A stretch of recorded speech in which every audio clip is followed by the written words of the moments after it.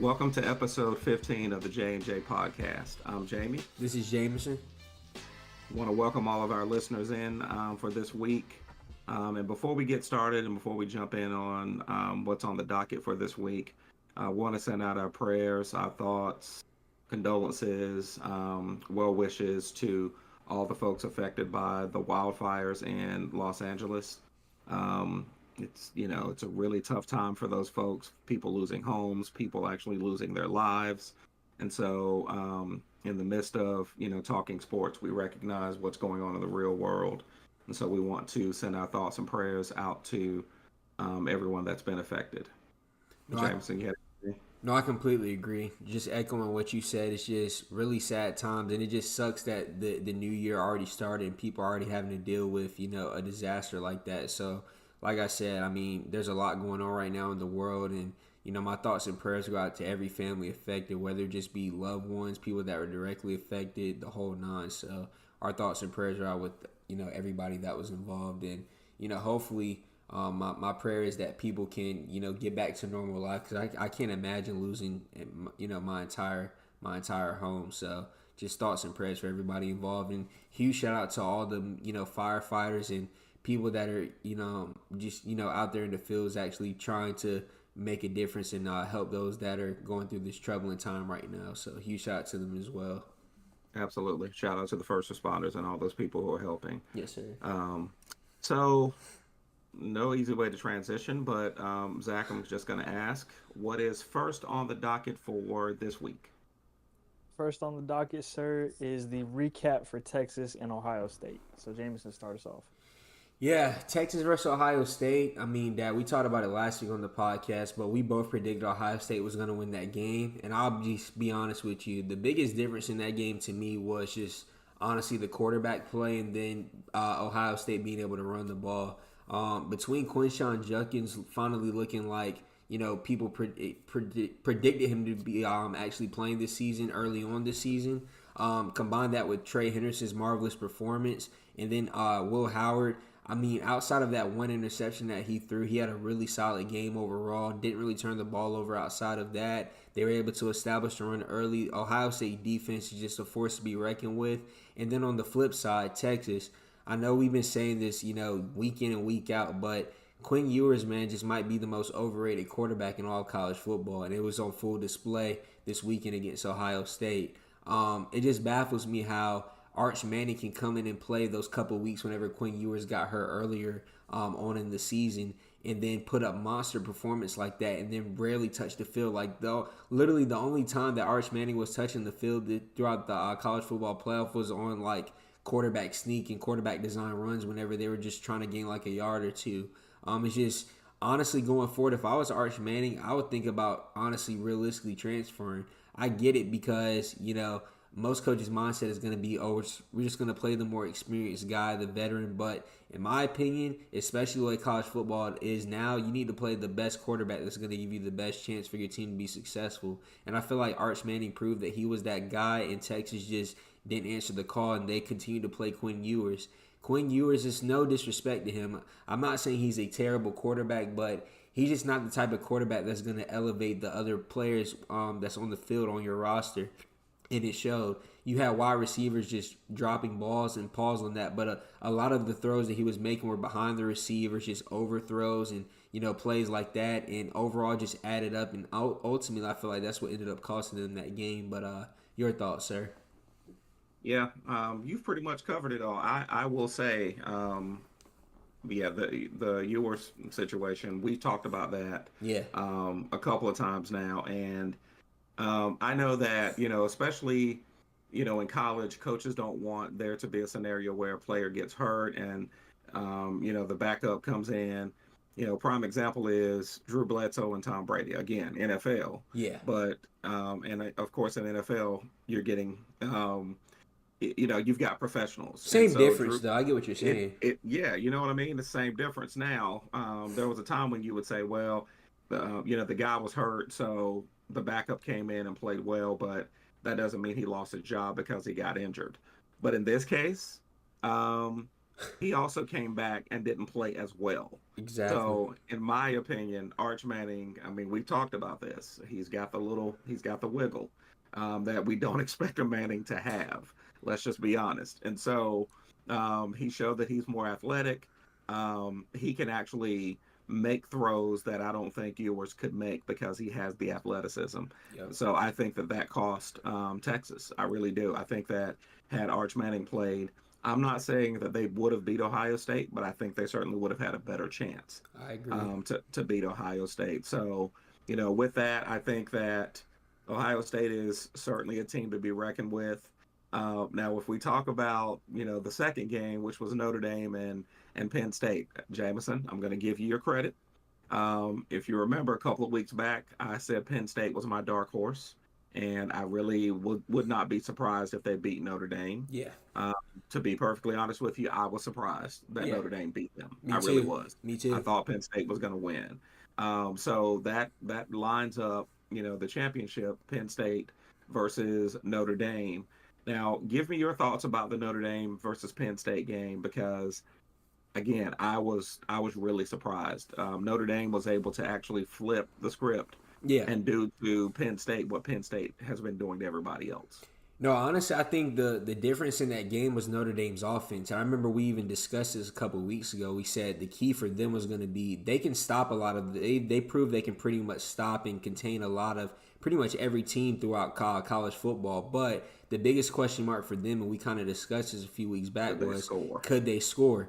And I was honestly impressed, like you said, the fact that Penn State arguably had, if not the best defense, those are, in my opinion, the best two defenses left throughout the entire college football playoff. So for Notre Dame to actually be able to outscore them, they had really good quarterback play. And honestly, I could tell from the start they played a very dominating physical style of football. Like they ran the ball, they made it easier for their quarterback to set up play action plays, and then they played phenomenal defense. And then down the stretch, they didn't turn the ball over. The Penn State quarterback, I don't know what that brother was doing down the stretch, but it was god-awful, some of the throws that he was making and some of the decision-making that I saw. And trust me, people online were letting him have it. They were not letting him off the hook. Yeah, it was really bad. Tragic. But people were not letting him off the hook, and rightfully so. It's like they literally had a chance late in that game to drive down the field, honestly kick a field goal to win the game, and he sold the bag. And now as a result, we have Notre Dame and Ohio State in the final. And I will say this also alludes to like what we both talked about honestly, we talked about this throughout the entire college football season and right before the playoffs started. But we said there was like no clear-cut favor. We just said it was going to boil down to matchups and who had it going and also who was fully healthy. Because there have been, like, for example, Georgia not having Carson Beck, or like Texas, their offensive line was somewhat compromised throughout the duration of the college football playoff. But now it's just like, I think this is good for college football that you have what most people say is a powerhouse. But like I said, they were the 8 seed coming in Ohio State, and then Notre Dame was ranked 7.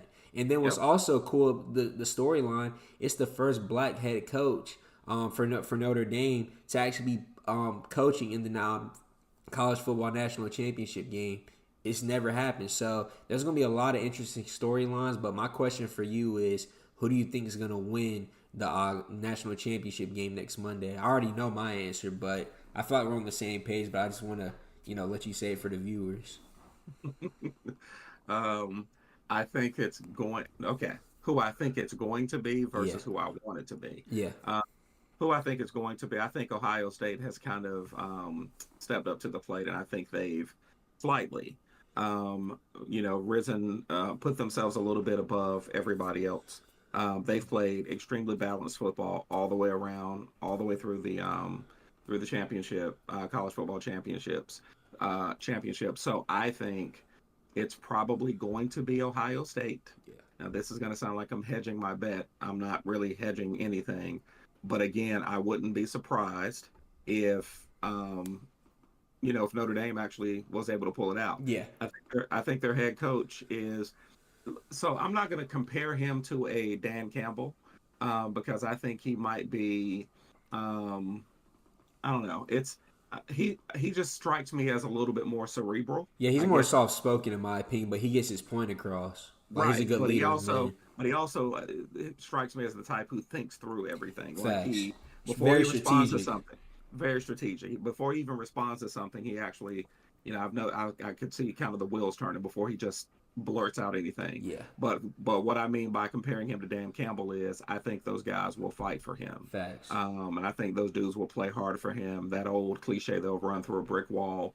I think that they will for him. So I think Ohio State will win, but I won't be surprised if Notre Dame pulls it out. Literally, I completely agree. I'm rooting for Ohio State. I mean, like I said, I'm a big Jeremiah Smith fan. I like Quinshon Judkins. I like Will Howard.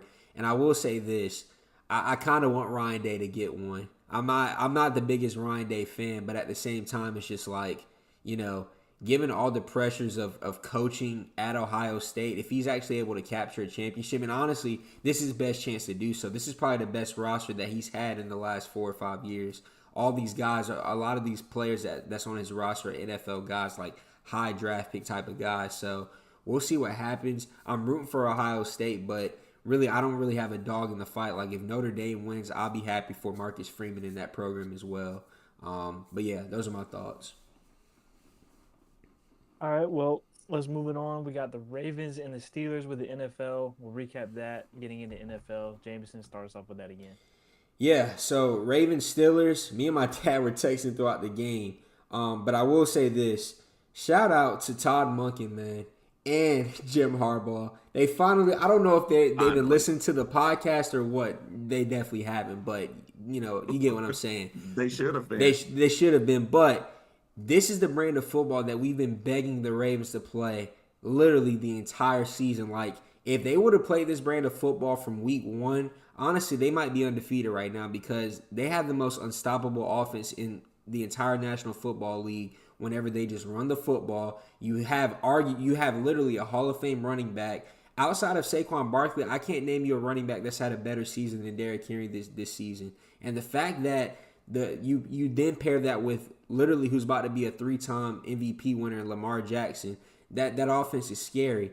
And the fact that they were able to establish the run, Lamar Jackson literally threw for 175 yards, had 2 touchdowns, almost a perfect passer rating, and the offense was pretty easy for him. It looked like he was playing Madden on rookie. Like, it was that easy. The offense was simplified. They ran the football. I got to give a huge shout out, too, to the Baltimore Ravens defense. They made Russell Wilson look somewhat like a fraud.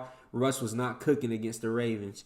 And then on top of that, what's also a really good sign for the Ravens is they did all this without Zay Flowers, for crying out loud, who was literally making his first Pro Bowl.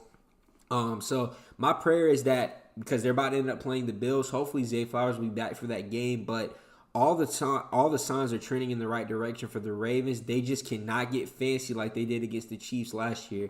That's my only concern. I feel like the only thing that can hold the Ravens back this year from winning the Super Bowl is Todd Monken and his offensive play calling, because Zach Orr has that defense playing phenomenally. And like we just said, if they play that hard-nosed, just run the football brand of football and just make it easy for Lamar Jackson, the sky's the limit. I see the Ravens winning the entire thing this year. But your thoughts, sir? Yep. I think that Lamar Jackson is the MVP. I think that, and I just want to echo what you said. I mean, we've been talking about it. Keep it simple. There's the KISS method, KISS. Keep it simple. And I'm not going to call anybody stupid, but just keep it simple. I mean, seriously, it's not that difficult. Lamar Jackson can make every throw. Yep. That's not the issue. Let him make those throws when he has to make those throws. Facts. But when he doesn't have to make those throws, I mean, the fact that, and I like that they allowed him to run the football. That really kind of helped loosen up the offense. I don't want them to do that too much. Facts. Because I think he ran like 3 or 4 straight plays at one point, maybe even 5. And I'm like, okay, don't get over. But to your point, though, they flat out embarrassed the Steelers' defense. They did. And that's one of the best defenses in all of football. Well, Kirk Herbstreit even said it. He said, I am shocked. He was like, this Steelers team came in here looking like, they've just given up already. And I was thinking, well, you were getting punched in the mouth like they were. You'd probably give up too, because I'm telling you, that offense was cooking. To put into perspective, there's 2 quick stats. Derrick Henry had 100 rushing yards by himself at halftime. The Steelers only had 60 total yards of offense at halftime. And then another stat to just show you how much the Ravens were cooking offensively, even their offensive line. Guess how many tackles T.J. Watt had that entire game? I'm not talking about sacks. I'm talking about pure tackles. Guess how many tackles T.J. Watt had that entire game? 3. 0. He didn't have a single tackle the entire game. Are you serious? T.J. Watt, yeah. Just to put it to perspective. So that just shows you they were clicking on all cylinders, to your point. And I have to say also that the Ravens defense, because I will admit I had them earlier in this year for my fantasy football team, and they stunk up the joint. Yeah, they turned it around. Looks like a totally different defense. Yep. I forget the defensive coordinator's name. Zach Orr. Zach Orr. Yeah, he used to be a player for them. That's right. Used to play for them. Brother with the thick beard. Yep. Listen, I saw him from the sideline. I was like, that's a rough dude right there. Yeah. I could tell. Yeah. He just looks like he chopped, like he might have been a lumberjack. Playing football. Wears flannels, boots. Paul Bunyan. Axe right. Exactly. So the adjustments that he's made, literally mid-season. Yeah, facts. You see it, and it's starting to pay dividends. That defense looks way better. So, I like the way the Ravens look. I think that Lamar Jackson solidified his claim as the MVP. Yeah. I don't think that should be in question, regardless of how the Bills looked yesterday. So, I'll switch very quickly over to the Texans and the Chargers, because that game kind of surprised me. And before I jump into this, here's what I want to say, because I want to make it clear. We said when we started this podcast that we say some of the things that other people want to say, but are afraid to say them. And I'm just going to go ahead and say it. When is Justin Herbert going to be held to the same standard? I was just about to say that. Yep. So I'll let you take over from here, because the Texans, that was a shellacking. Facts. That was a beatdown. Yeah. So give me your thoughts, and then if you want to elaborate a little bit more on what I said about Justin Herbert and him not being held to the same standard, feel free. No, I completely agree. And first off, I'm gonna start off by giving credit to the Texans, because C.J. Stroud, I was genuinely impressed. He didn't really have the best second half of the season. Had some rough games, but for him to put up that type of performance in the playoffs without having Tank Dell and Stephon Diggs, which is absolutely incredible. 3 touchdowns, 325 passing yards. That's nothing to scoff at. And then you combine that with their defense came to play, and on top of that, Joe Mixon had a phenomenal game. He looked like one of those old school running backs that we always allude to. But the biggest storyline for me is, like you said, is Justin Herbert. We're at a point where Justin Herbert, every time he makes it to the playoffs, the brother chokes. Last time he made it to the playoffs against the Raiders, they lost in the first round. And then think about this. Could you imagine if Lamar Jackson threw 4 interceptions in a playoff game? I don't care, wild card, divisional round, AFC Championship, Super Bowl. No matter what stage of the playoffs, if Lamar Jackson even had a regular season game where he threw 4 interceptions, the media will have a field day with that brother for at least the next 3 weeks. We wouldn't hear the end of it. Dad, if Lamar Jackson the last week of the season would have threw 4 interceptions, they would have automatically given the MVP to Josh Allen. That's how far I'm going to take it. Without hesitation. There's a different standard. And even today, like a lot of the NFL aficionados were getting on Justin Herbert, but it's not enough. I'm going to even say it like this. People were getting on Joe Burrow more this season when that brother was literally playing with one of the worst defenses we've ever seen in NFL history and still putting up numbers. Justin Herbert threw 4, I don't think people are hearing me when I say this, 4 interceptions in a playoff game. That's no excuse. He needs to literally get in the film room over the offseason. He needs to lock himself away with Coach Harbaugh and just study film, because that's unacceptable. And what makes it worse is his defense played phenomenal in the first half. He didn't give them a chance to win on offense. He was the reason why they lost that game. I can't blame coaching. It's literally on him. You can't be an NFL quarterback getting paid all that money that you did this past offseason and throw 4 interceptions in any game, let alone the playoffs. That's bad ball. I completely agree. Yeah. It is. Listen, if you brought in Harbaugh, Jim Harbaugh, Yeah. to be the head coach, who is also kind of somewhat considered a quarterback whisperer, Mm-hmm. you've got to listen. There can't be the excuse now that it's the coaching or they didn't make adjustments. This was all on Herbert. Facts. There's no way to try to reconcile how he played. He was dealing with this or dealing with that. He played poorly, and that's the end of it. The Chargers lost that game because of the quarterback. Yep. A lot of times we hear it when you have the commentators on TV talking, and they're saying, well, he won the game by himself. When a quarterback is doing well, they give him all the credit. In this instance, he needs to be the one to take the blame because he stuck up the joint. Speaking of quarterbacks, kind of stinking up the joint. Hey, at least Bo Nix ain't throw 4 picks though. I'll give that brother that. True, because this was your, and I won't say that you predicted it, but you were hopeful. No, I'll be honest. I'm man enough to say it. I picked the Broncos to beat the Bills, and early on it was 7-3. I'm feeling good about myself. I literally go to get a snack. I come back. It's 28-7. I said, Lord have mercy. Yeah, you sent me that text like, Dad, you remember what I said? Broncos. I was like, dude, it's early. I said it's like you literally really responded. Early. You were like, it's the first quarter, bro. Calm down. I was like, calm down, take a breath. And like you said, you get up, go get a snack, eat some pretzels, and go to the bathroom.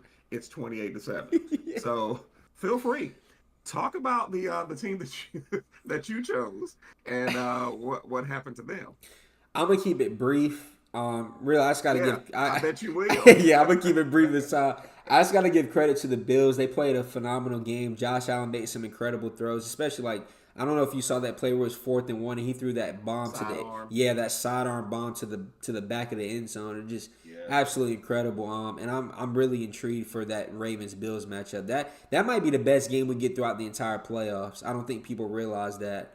That is going to be better than the Super Bowl. It reminds me. It's building up to remind me of, you remember whenever the Chiefs played against the Bills and it went to overtime. It could be that sort of game where it's like that was even better than the Super Bowl that year. And we'll get to that later. I know we have that written down. I'm on the docket, but I will say this: even though I know the season didn't end for the Broncos like they wanted it to, I still gotta give them a lot of credit. And I hate to give Sean Payton credit, but the brother went in there and made a difference. Like the Broncos hadn't made the playoffs since Brock Osweiler was there. Just to put into perspective, that's a crazy shot, I know.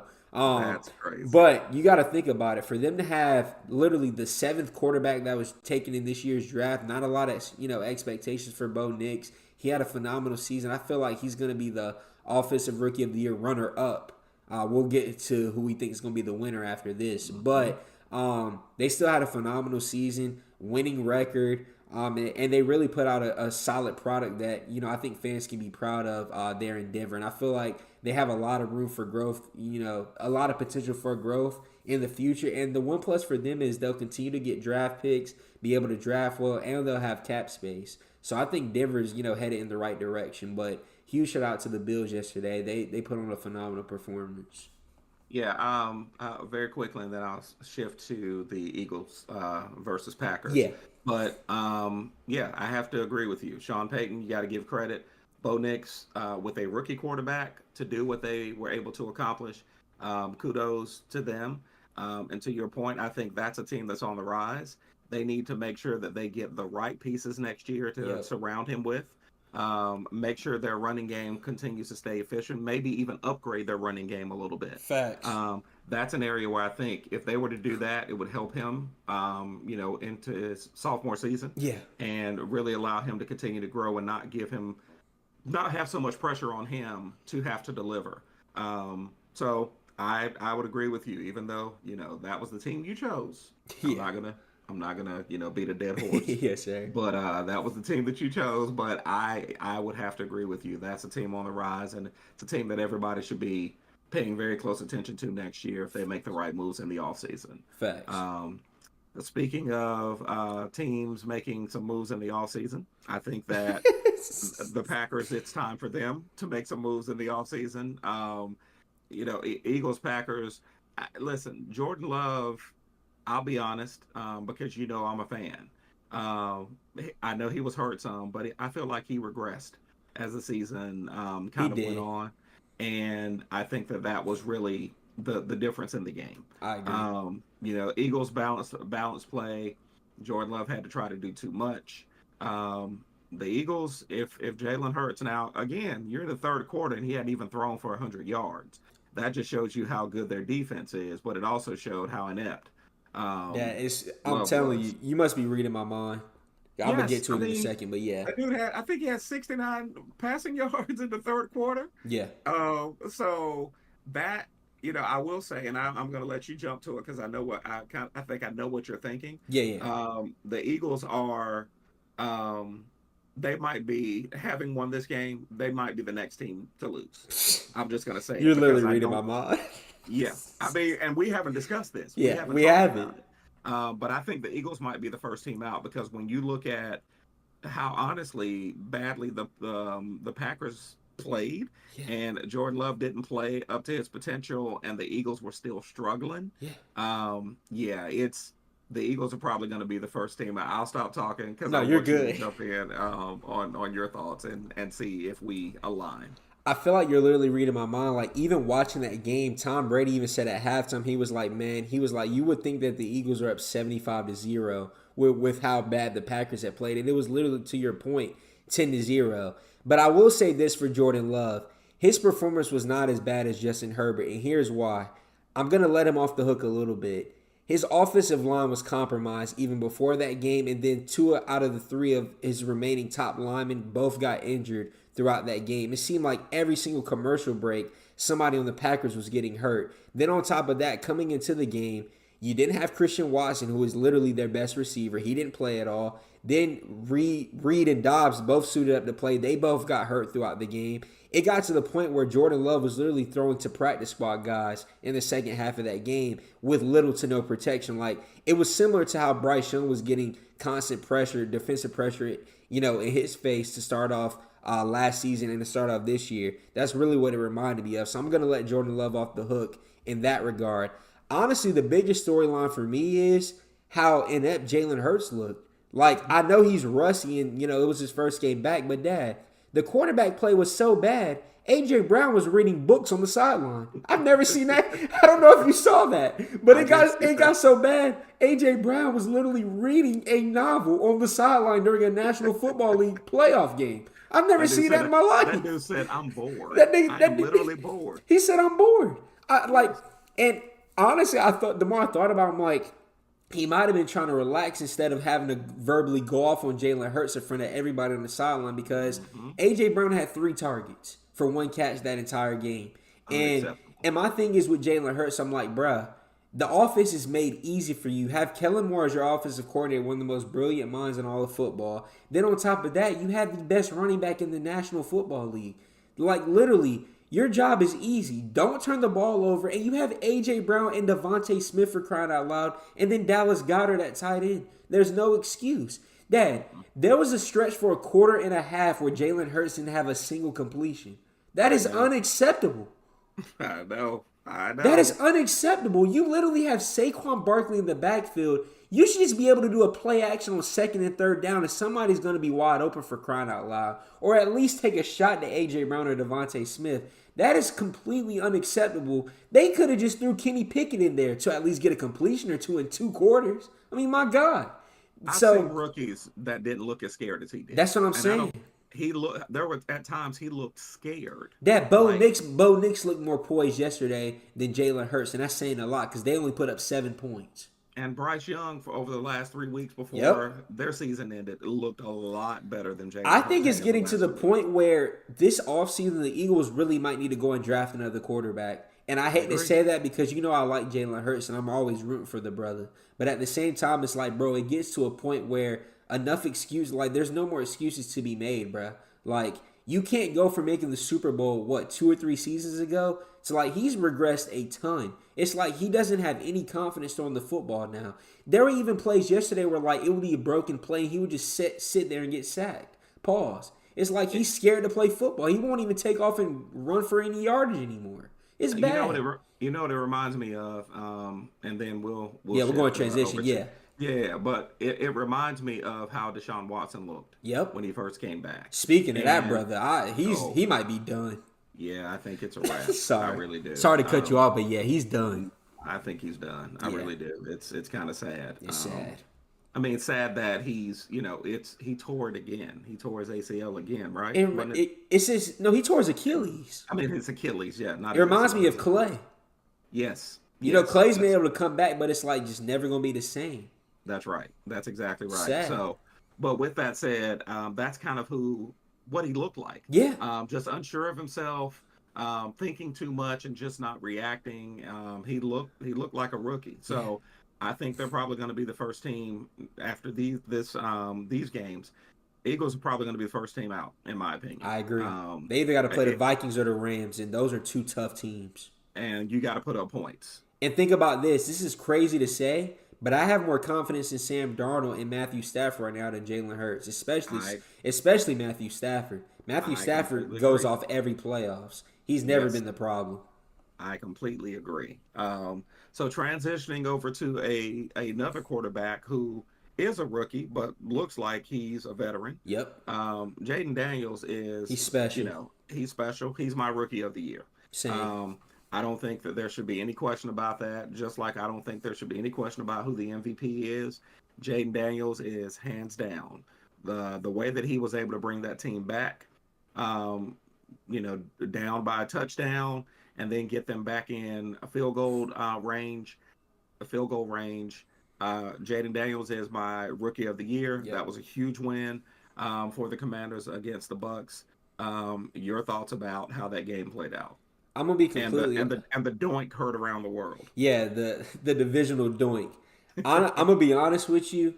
To your point, Jaden Daniels, he's special. And then on top of that, what's really good for Commanders fans is they have their guy now for the next 5 to 10 years. Like, he's the type of guy where you can build around. Like, and he's also the type of guy where I know they have Terry McLaurin, but outside of that, they don't really have any crazy offensive weapons. So he's the type of guy where it'll be easy for T. Higgins to want to come play with Jaden Daniels. You get what I'm saying? Yep. It'll be easy for a Tyreek Hill to want to come play with Jaden Daniels. That's another name. So I really love what they're doing. Cliff Kingsbury has proven he's a phenomenal quarterbacks guy. Like, he's showing it pretty much everywhere he's gone. And then I also got to give a huge shout out to Dan Quinn, man. Like, the Cowboys wrote him off, and we'll get to Jerry Jones and his, ineptitude a little bit later. But think about this. Literally, Cliff Kingsbury was wrote off. He was head coach for the Cardinals. They give him opportunity. Look what he's doing in year one with Jaden Daniels. And then on top of that, Dan Quinn, this is his first time being a head coach since he was a head coach for the Falcons. Coming off of the way the Cowboys kind of did him dirty on the way out. And for him to already win a playoff game, and I'm going to go as far as to say this, Lions fans better be a little concerned because the way the Commanders are playing football, and after that win last night, they're just oozing with confidence from the looks of it. And I will say this, I get the Lions are the Lions, but Jared Goff has also proven he'll turn the ball over. And come playoff time, because Jaden Daniels does not turn the ball over, if they can establish a run against the Lions and not turn the ball over and force a turnover or two, they could potentially upset the Lions. I'll go as far as to say that. I'm not saying it's going to happen, but it's genuinely a possibility, especially the way Jaden Daniels is playing. And that defense really played phenomenal too. Like, holding the Buccaneers to basically 20 points for the entire game with how explosive their run game and, offense has been with Baker Mayfield the last couple weeks. That's really impressive. But I will say this, what really cost the Buccaneers that game was that late game fumble by Baker. I feel like if that doesn't happen, the Buccaneers might have won that game. But yeah, huge shout out to the Commanders. I'm really excited for their next round against the Lions. Agreed. So since we're talking about the Commanders and what division they're in, team that's in their division fired their head coach today, which kind of, duh, that's not a shock. Totally not surprised. Honestly, I'm surprised that it took that long. And I'm really not even going to talk much about the fact that he's gone. What I am going to talk about is who I think the Dallas Cowboys should go after, because there's lots of chatter on social media lots of chatter in, sports media, the news, etc., about Mike Tomlin and the Steelers not, advancing this year, and should it be time for him to lead the Steelers? If that were to happen, and I know you have an opinion on this as well, Jameson. Yeah. But if that were to happen, and if Jerry Jones was smart, the word "if" is huge in this instance, very big. If Jerry Jones was smart, he should immediately pick up the phone, back up a Brinks truck, and pay Mike Tomlin whatever he wants. That's what should happen. I don't think it will happen. But I wanted your opinion because there is that chatter. There is the talk about Mike Tomlin, a coach who has never had a losing season, being on the, and I'm using air quotes here, being on the hot seat for the Steelers. But I know you have an opinion about that. Feel free to weigh in on that. Yeah, for sure. I'll answer that, and I'll follow it up with some Jerry Jones stuff because I can't let that brother slide. But first off, what I'm going to say about Mike Tomlin, I've heard people say, should the Steelers move on from Mike Tomlin? I think it should be the other way around. I think Mike Tomlin should move on from the Steelers. He's been the head coach there now for 18. Yeah, he's been the head. That. Yes, sir. He's been the head coach there now for 18 seasons. Literally has made the playoffs pretty much every season he's been there. He's proven year in and year out, no matter what resources you give him, he can make a mountain out of a molehill. Like, he's that special of a coach. I mean, he's going to be a Hall of Fame coach. He might end up being one of the top 10 to 15 greatest head coaches we've ever seen when it's all said and done. He's a strong leader of men. Players respect him. Players want to actually go out there and play for him. And he's proven that year in and year out. I just feel like his time with the Steelers has run its course. It's no different. I compare it to Andy Reid with the Eagles. You got to look at it like this. Like, Andy Reid had success with the Eagles. He took them to the Super Bowl, a lot of playoff wins, but sometimes it's just same thing with, like, some relationships. I always compare it to, like, just relationships. Sometimes things run its course. And I feel like it'll be best for the Steelers to try to go in a different direction for their franchise, but more so for Mike Tomlin. I feel like he deserves the opportunity to be able to coach somewhere else and try to either hopefully adapt a team that has already a solid coach that he can just build upon, or he's the type of coach where he could go to like the Chicago Bears or like the Dallas Cowboys and really just rejuvenate and have the franchise being able to compete for Super Bowls again and making playoff appearances. So those are my thoughts on Mike Tomlin. To the Cowboys, shifting gears, Jerry Jones once again just proves he might be the worst owner in all of sports right now. It's an absolute mockery what he's been able to do with the Dallas Cowboys. And then on top of that, what makes me really upset is, I hate to say this because they have some of the most delusional fans, but I genuinely feel bad for Dallas Cowboys fans because Jerry Jones started this nonsense even before the season started. You don't sign any free agents after you get mollywopped by the Packers last year. You don't upgrade your defense. You don't upgrade your offense. You don't re-sign a running back. You wait till the last hour to sign Dak Prescott and CeeDee Lamb. Then coming into the season, Mike McCarthy's on his last year of his deal. You don't address it at all. Then, literally last week, you block him from even being able to interview with the Chicago Bears because they had interest in Mike McCarthy. Then you wait till literally 12 hours before the deadline of his contract, before Mike McCarthy's contract is up. And then you just let the brother know that him and his staff are going to be fired. And then to add insult to injury, just to show you how much Jerry Jones does not care, he literally, Cooper Rush balled out for them the second half of the season, played through a lot of, unforeseen circumstances, and instead of him letting him play that final game, literally didn't let Cooper Rush play so he could save $250,000. This is the type of owner we're talking about for the Dallas Cowboys. So going forward, like you said, the answers to their problems is going to be Jerry Jones doing less and them going out and getting a coach like, Mike Tomlin, somebody like that, or like even like a Ben Johnson. But we've already seen the type of person and owner that Jerry Jones is. He's not going to go out there and get any type of coach that's going to have any power. Jerry Jones wants all the power. And I hope for his sake that he continues to have it because the Cowboys are going to continue to suck year in and year out and never live up to expectations. Bump Jerry Jones and the Dallas Cowboys. I genuinely feel bad for the fans. That brother is god-awful as an owner. He honestly, it's to the point where they need to veto him out the league. He's already in his 80s, my brother. You need to get somewhere and sit down, bro. You need a Salisbury steak. Your time is up. I can't stand that brother. And Dad, To my point, I'm not even a big Your Mike. time's up. Sorry, I'm not even a big Mike McCarthy fan. But how you gonna do somebody like that? I agree. Look, we could pontificate. How you gonna block somebody from getting? How you gonna block somebody from interviewing from a job and then fire them the next week? That's insane. But it's Jerry Jones, and listen, they're cursed. They won't win ever again while he remains the owner. It is what it is, and that's the reason why 4 years ago I said I can't do this anymore. I'm done with it. So, Zach, what's next for us? I don't know how to. I don't know how to transition. Another team that's blue and white. Let's go to the NBA and some happy thoughts. Paolo is back. Jameson, switch gears. Yeah, shout out to my boy Paolo. I'll keep this brief, unlike the Cowboy soliloquy. But Paolo is back. Phenomenal performance in his first game back. It just sucks for the Magic, though, that going forward, they're not going to have Franz. If both him and Paolo were healthy, I think they could really continue to make some noise in the East. I do think the Magic will end up making the playoffs, but depending on their matchup, they're probably going to end up losing in the first round, unfortunately. But I'm so glad Paolo's back. He's also my fantasy team, so I'm happy to see him back out there. Yeah, very quickly before we move on to Zion Williamson and his one-game suspension, Cole Anthony has been balling. Facts. I have to give him a quick shout-out. I think he had 27 points last night. Hit a game winner last week, too. Hit a game winner last week.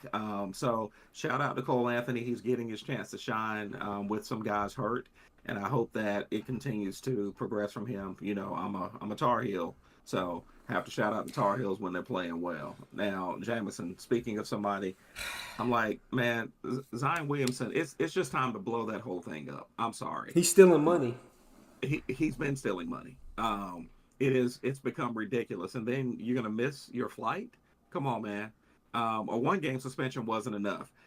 Because here, let's just be honest. He's been sitting on the bench anyway. He hadn't been playing. I'm going to sound cruel, but I'm sorry.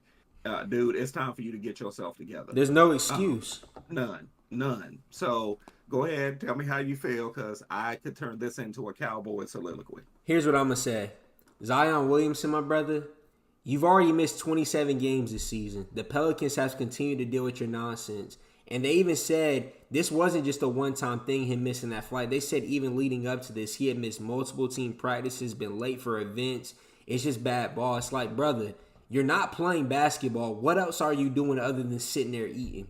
It's a crying shame that you're making that much money. You're a Jordan brand athlete. There was a time where Zion Williamson coming to the NBA, he was supposed to be the next face of the entire National Basketball Association. Yep. And we've gotten to this point where he's literally being late for team flights. It's unacceptable. And there's no excuse. You're making millions of dollars to sit there on the bench and just eat food in Louisiana. It's honestly, it leaves a bad taste in my mouth, and it's a crying shame. I've seen Zion Williamson more in the food court than I have the basketball court. It's a doggone shame. It makes absolutely no sense. I'm telling you, it hurts my soul because there's so many guys that want an opportunity, that want to be able to play basketball, and you have somebody like Zion that's making a max contract. Literally, the New Orleans Pelicans have dealt with your nonsense for 5 seasons now. You're never healthy.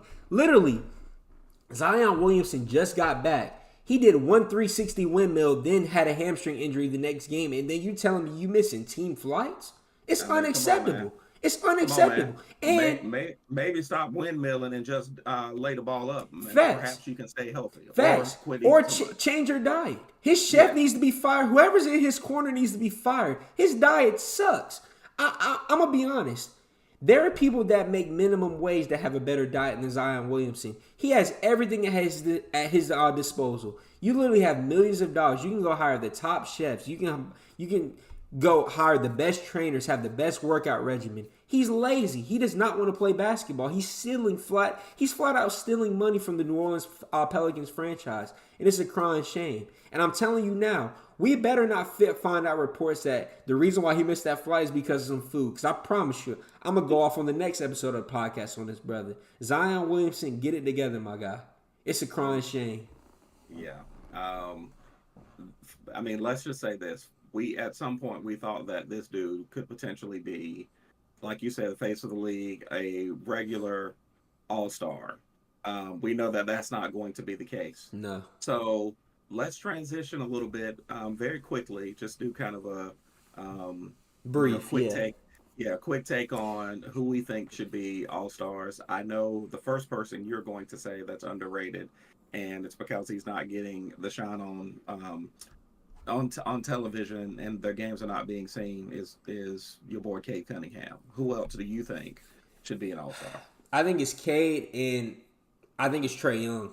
I mean, no bias. Those are literally two of my three favorite players, but Trae Young is leading the league in assists. He has the Hawks winning games. He's been more efficient shooting the ball this season. And you got to look at it like this. The Hawks, nobody expected them to even be this good heading into the season, especially, too, with the Detroit Pistons. Like, they just lost Jaden Ivey, and they're still out there winning games because of Cade Cunningham. Like, even last night or 2 nights ago, he had 22 points and 17 assists, and nobody was talking about it. It's like, if he played for any of these, like, big market teams, like, say he was on the Heat right now, he'd be a bona fide all-star. He'd probably be top 5 in total votes. But I definitely do think Cade Cunningham and I think Trae Young definitely both need to be all-stars. And if they're not, I'm going to Riot personally. Well, somebody that I think is actually getting slept on, and I think you'll appreciate this too, and it's because, again, where he plays, and honestly, the team's not winning. LaMelo honestly deserves a look. Facts. He really does. He deserves a look. LaMelo has been balling. Now, I know he got hurt, but he's no Zion Williamson. Facts. You know, he's been rehabbing. When he did get hurt, he rehabbed as quickly as he could, and when he came back, that dude came back on a tear. Yeah. So I personally think he's probably somebody who's being slept on. Should he make an all-star game? I think he should. I think he's being slept on, and I think partially because he plays for, Charlotte. Yeah, facts. And also because the team, now, are they better than they were? I see great potential with that team. I really do. Me too. But they've also been hit by the injury bug, like you said, the entire season. That's right, the injury bug. So he's somebody that I think is getting slept on. But those are, for the most part, folks that I think, that kind of stand out that people might not be talking about because they play for smaller market teams.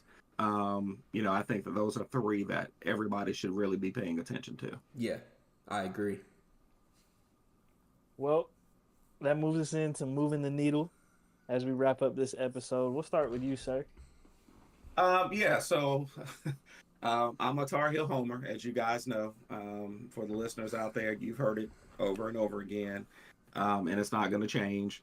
Who's moving the needle for me? Because I'm just going to say it, I was hard on this brother at the beginning of the season. This brother was really, really getting on my nerves. But I have to get a shout out to Jalen Washington. I knew you about to say that. I mean, Jameson, he won us the game. He absolutely won the game. Listen, the conversations that you and I have that I would not dare have on this podcast about some of the things that I've said, I am giving him a shout out because defensively he's been a force. He's been doing a better job of rebounding, and he's getting the occasional offensive rebound and putting it back in a timely manner when it really, really counts. So a shout out to Jalen Washington. He's been a defensive force. I think he's already had 10 or 11 blocks this year, and he had, I think, maybe 8 or 9 all of last year. So shout out to Jalen Washington. He's my moving the needle for this week. You're going to laugh at mine, but my moving the needle is 2, and they go hand in hand. It's got to be LeVar Ball, man. I got to give a huge shout out to LeVar Ball. That brother's gone 3 for 3. First off, LaMelo's literally arguably playing his best season that he's had throughout the entire NBA, which is saying a lot because he had a phenomenal year last year before he got hurt.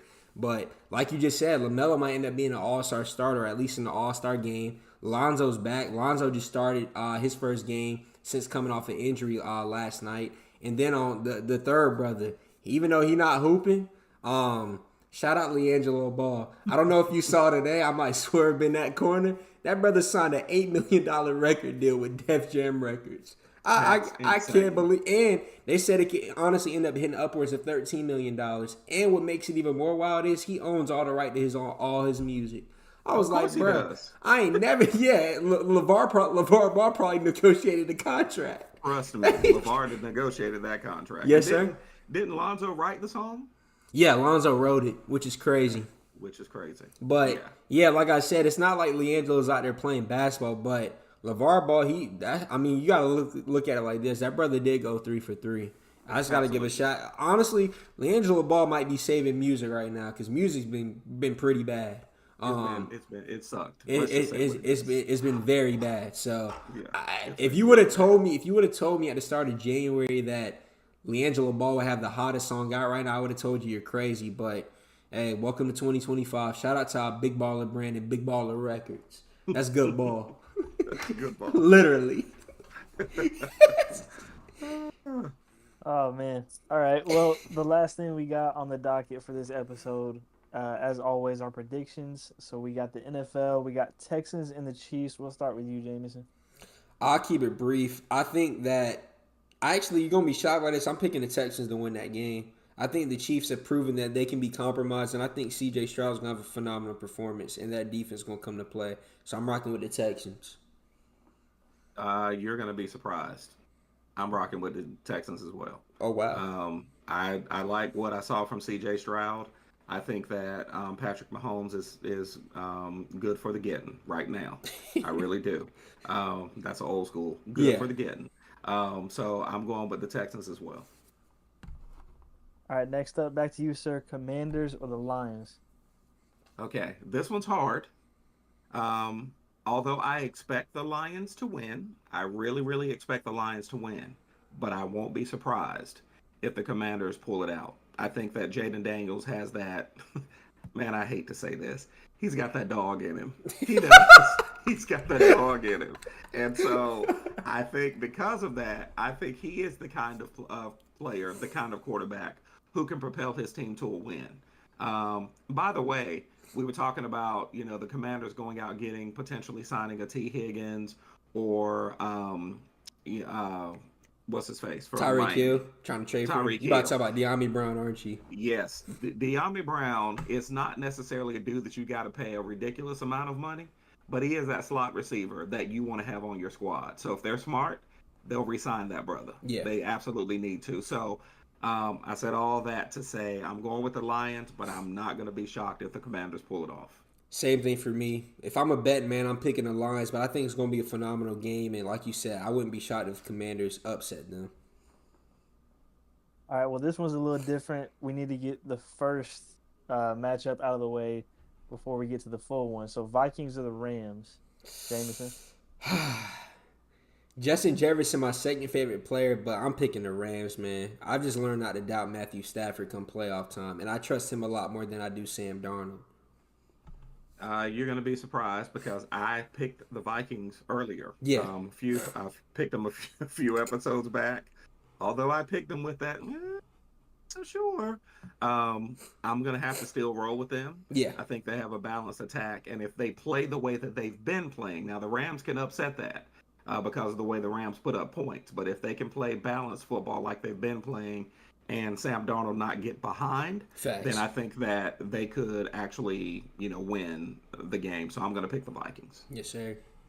Well, then taking that a step further, they can win that game, but then do they beat the Eagles? Yeah.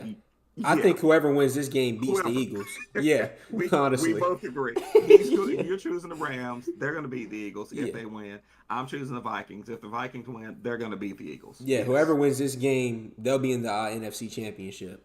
No doubt. Gotcha. All right, and then the last one, probably the best one, the one that y'all can talk the most about, Ravens and the Bills. I'm picking the Ravens. And like I said earlier, I think it's going to be a shootout. The one thing is, though, I feel like what's going to happen is it's going to be a close game to start off, and then I feel like similar to what they did in Week 4 whenever they played, the defense for the Ravens is just better than the Buffalo Bills, and I think that's going to be on full display, the further along we get in that game. So I'm going to pick the Ravens. I think it's going to be a closer game to start out, but I feel like the Ravens will eventually pull away and, of course, be able to control the clock having Derrick Henry. I'm going to make it quick. I think it's the Ravens. I think it may start out being a shootout, but I'm going to surprise you. I think the Ravens are going to destroy them. I hope they do. I think the Ravens are going to mollywop them. I think they're going to stomp them. That's what I think is really going to happen. Or at least that's what Send a message, yeah. That's right. Send a message. Because if they do that to the Bills, everybody else is in trouble. Facts. For sure. So, cool. Well, look, that's going to do it for this week's episode of the J&J Podcast. Appreciate everybody listening in. We will see y'all next week. Peace.